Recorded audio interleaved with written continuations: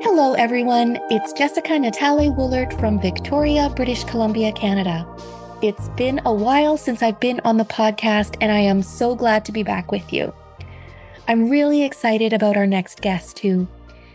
You may remember her from a previous Tea Biz podcast episode back in 2022. Our guest is Christine Folch, and she is an associate professor of cultural anthropology at Duke University in North Carolina. Last time she was on the show with me, we had a great conversation about 3 tea-like beverages of the ilex or holly genus. Those 3 drinks are called yaupon, guayusa, and yerba mate. I have to be honest that interview with Christine was one of my favorites that I've done on the Tea Biz podcast. I loved it because of the history and the cultural components that we talked about, and I find myself referring to it quite a lot in conversation when people are asking about tea. I often say, did you know there are other tea-like beverages that are from this side of the world, North and South America?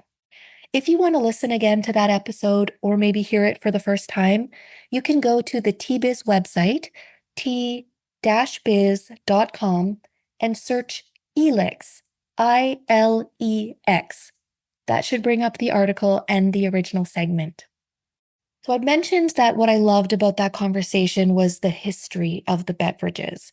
I also liked hearing her argument about why 2 of those 3 beverages, yaupon and guayusa, never managed to compete on the world stage with coffee and tea during those first few centuries of colonial America. Yerba mate was different. It is the most well-known of the 3 ilex beverages, and as you're going to hear from Christine soon, it did become widely popular, just not everywhere, and it did not reach where I am in Canada, for example. But yerba mate is what we're here to talk with Christine about today. She has a brand new book coming out, the Book of Yerba Mate, A Stimulating History. I do love that subtitle, stimulating, because of course it's a caffeinated beverage. The book will be published by Princeton University Press and released on September 10th. I did have a look on Amazon, and you can pre-order it if you're as keen to read it as I am. As tea lovers, you are likely familiar with yerba mate. In the last decade or so, I would say, I've seen it appear on canned drinks on grocery store shelves. I think they're usually with organic or caffeinated or energy beverages.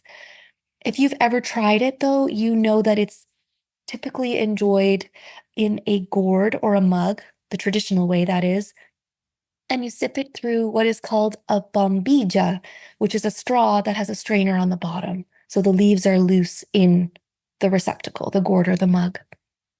In looking through Christine's book, I was fortunate to get a sneak peek of the book. I was surprised to learn that yerba mate is still considered the world's 3rd most popular naturally stimulating beverage. It is very good at delivering that jolt of caffeine in the morning that many of us need to kickstart our day, I think. So now, the mate's in the gourd, the leaves have been steeped. It's time to welcome Christine. Welcome, Christine Folch from Duke University, here to chat with us about her forthcoming book on yerba mate. Thank you. It's a pleasure to be here.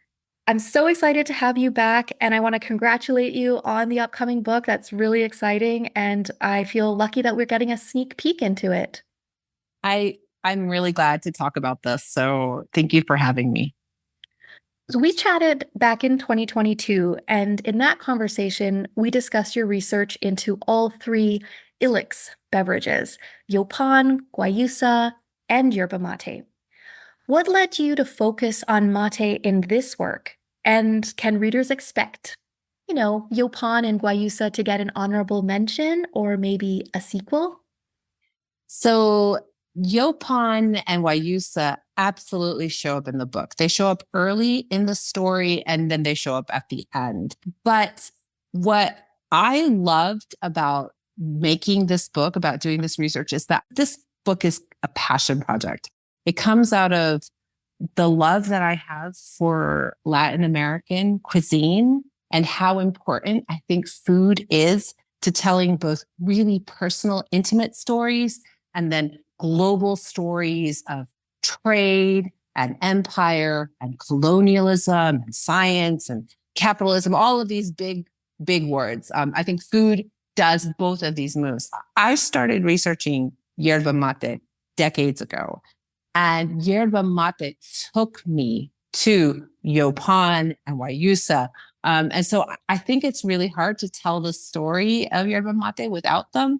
I think one of the things that's lovely is how stories about the things that we consume surprise us. Fabulous. And a passion project. So when did the seed get planted for this book? So there are multiple seeds that have been planted for this book. If you had talked to me maybe 2 or 3 years ago, I would have told you that this book started as a response to the beverage yerba mate and my surprise about yerba mate. So I was in like the early 2000s living in Cambridge, Massachusetts, and a friend of mine came back from a trip from South America. She was in Chile, and she brought back the iconic gourd, the drinking straw bombilla, and a package of dried mate, like a kilo. And I was so intrigued by this thing that I didn't know anything about because it's from the southern part of South America, and my family's from the Caribbean, and so I thought we had nothing to do with it. And so that piqued my interest. A few years later, I was in Lebanon, traveling, and saw people drinking it in the same way there. And by that point, my interest was hooked. I got to know people from Argentina who were drinking it. And so I thought that this was the story of my interest, that it was me kind of getting to know communities across the world that were consuming this beverage. And I thought that was how the book started, and how the research started. How does this beverage go from one place to another place? And why don't we drink it more commonly here in North America? That's how I thought the story started. And then as I was researching it, I realized I have, yerba mate took me home.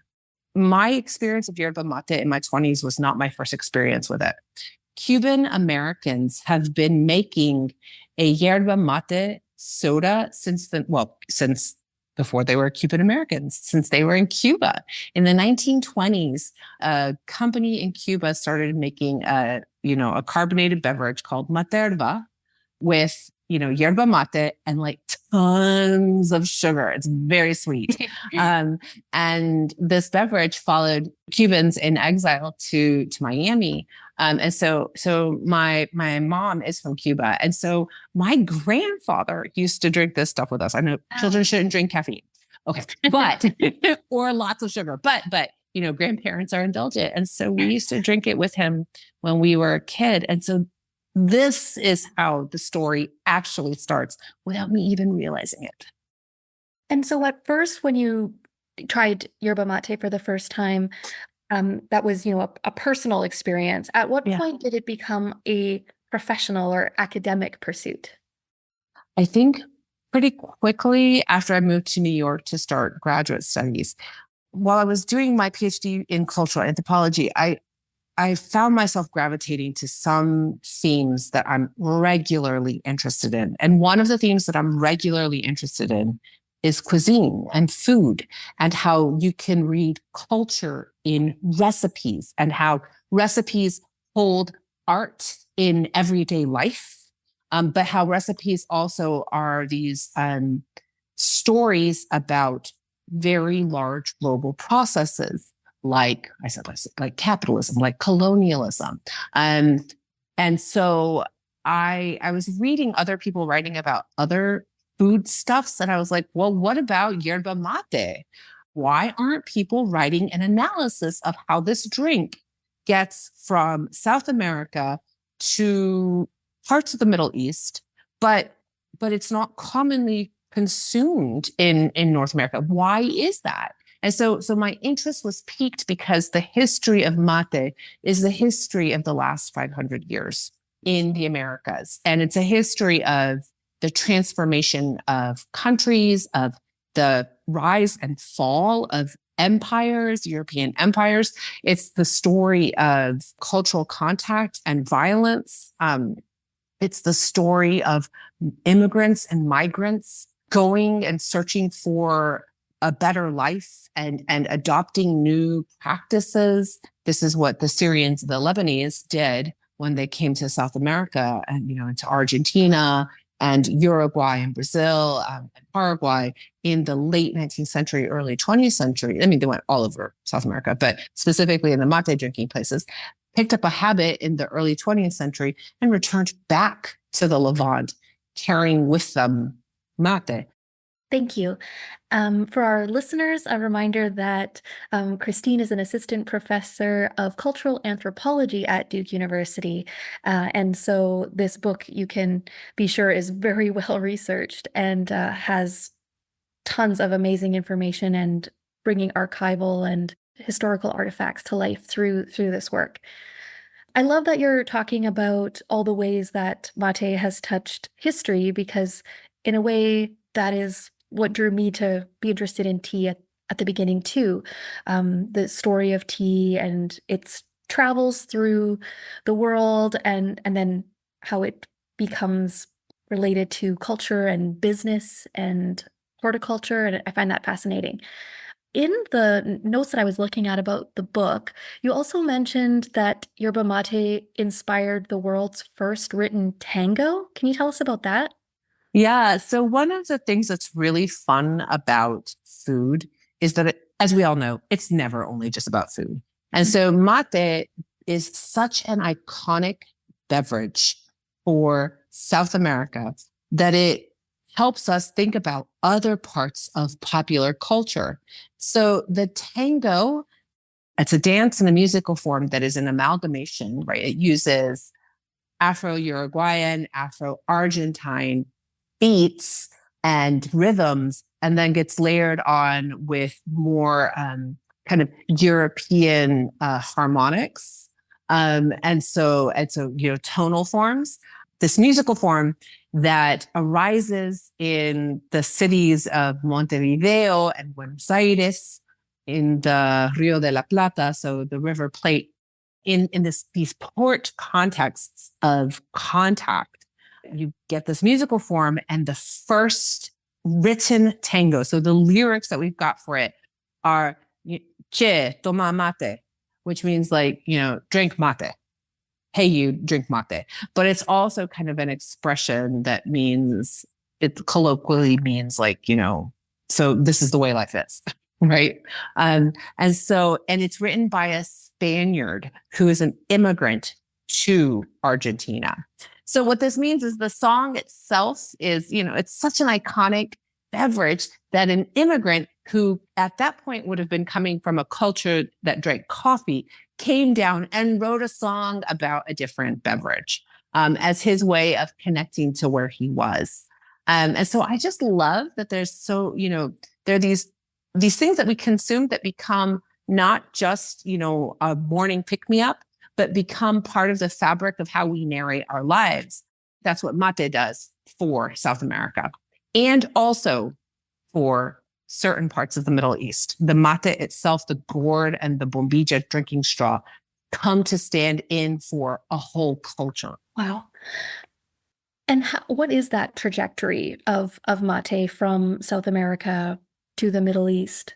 The largest market for yerba mate outside of what we call the Southern Cone. So the Southern Cone would be like the bottom part of South America. So it'd be like Argentina, Uruguay, Paraguay, the southern part of Brazil, Chile as well. The largest market is Syria. So Syrians picked up a yerba mate habit in the late 19th, early 20th century, when we had waves of people coming from the Levant, Syrians and Lebanese. And you had waves of migrants coming in the late 19th century. The Levantine, Syrian, Lebanese migrants pick up mate as something to drink and something to consume, and like it so much that when they go back home to visit relatives or to marry or to live as their elderly, they take it back with them and it becomes a really important beverage in Syria and Lebanon today. Fascinating. Thank you. In our talk a few years ago, we discussed how one of the other ilex beverages, yaupon, had a marketing problem, or let's call it a racism problem. It was being consumed by the people that American colonizers perceived to be the wrong people. They were indigenous people. Now, did your research for this book uncover more information about why yerba mate failed to be commodified like tea and coffee?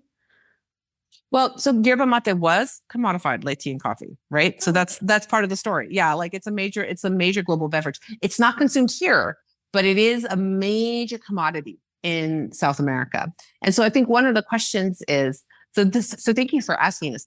So one of the questions is like, how it is that certain like coffee and tea and then mate kind of get the footprint of fanatics that they do. One of the things I think is really interesting about this is, so when Europeans came into contact with yerba mate, they didn't have a caffeine habit. Right. And they didn't have a caffeine preference. So yerba mate has like basically 100-year head start from coffee and tea. But it doesn't make it it doesn't make it. And so then the question becomes, well, why? Well, this is because of the economic philosophy of the time. So this is one of my arguments, right? This is not like somebody else wrote this. I'm telling you what my interpretation of this is. So yerba mate becomes a commodity that is incredibly important and circulates all across the Spanish Empire. So it grows in a very particular part of the world. And instead, it becomes like the drink of all over South America. It makes it up to Mexico and it makes it to Spain. But the Spanish don't think, you know what I want to do? I want to get the French addicted to this too. You know what I want to do? I want to get the British addicted to this. Then we'll make bank. That's not the economic philosophy at the time. The economic philosophy at the time is mercantile capitalism, mercantilism, which has this idea that what we do is we don't do trade outside of our empire. So while it was this really important commodity inside the Spanish Empire, and remember, the Spanish Empire existed for over many more years than the British Empire, right? The Spanish Empire was the sort of first global European empire and the last one. So it's huge. It's huge in terms of time. And then in terms of space, right? It includes like places like the Philippines. It touches on Japan, right? And then if we include Iberian Empire, so not just Spanish, then we're also bringing in like, the Portuguese are in India, not just and obviously in Africa, not just in South America. So we've got the possibility of getting this whole like Iberian world kind of involved in this trade, and they're just not looking for French or for British consumers. And so that is, I think, why coffee and tea got the place that they did, because coffee and tea came, through other kinds of marketing moves. That is fascinating. Thank you. I have a background in communications and marketing, so I'm very fascinated by your research. And that's one of the reasons I was so looking forward to this conversation. But that is so interesting that they didn't want to look outside of the Spanish and Iberian Empire. So that's one of the reasons it didn't perhaps get further up north in North America or in other parts of the world. Thank you. I'm going to switch directions a little bit and ask about the ideal audience for the Book of Yerba Mate. I think all of our listeners and it can see how well researched this is and how much you've looked into this.